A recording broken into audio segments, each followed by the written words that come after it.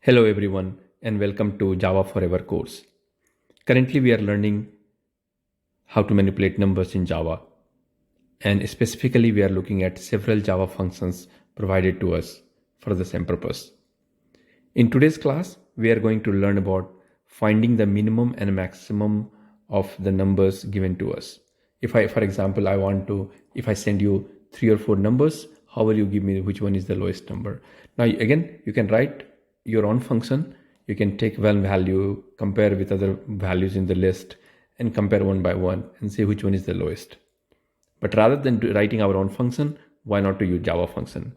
And Java has a function called max. That function takes 2 parameters.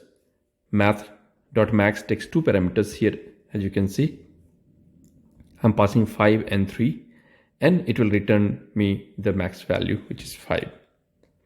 Similarly, if I pass 5 and 6, I can, rather than passing these 2 values, I can pass the values directly, or I can set 2 variables and pass this in the variables. Both are same. And in this case also, I will get the max, which is number 6 here, and I'm printing number 6. Similarly, there is a method called min, which is exactly opposite. When I pass 2 values, it will give me the lowest of those 2 numbers. If I pass 5 and 3, it takes 2 parameters. Math.min 2 parameters gives me the value 3. One thing you will notice here in this example is method chaining. I am taking this, I'm using this function. The function will return math.min 5,3 will return me 3, and that 3 becomes input to the next function, which is print line, and so it prints 3 as an output.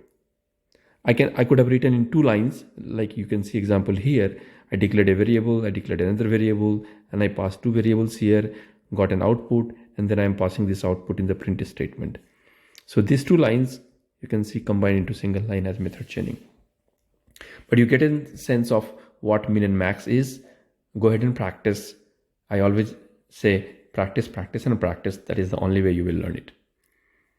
You will see some quiz and you will see some test coming to you as part of this course, which will hone your skills and generate a good confidence in you. I'll see you guys again in the next class. In the next class, we'll talk about power method. See you again. Thanks for watching. Do subscribe and press the bell icon for more videos.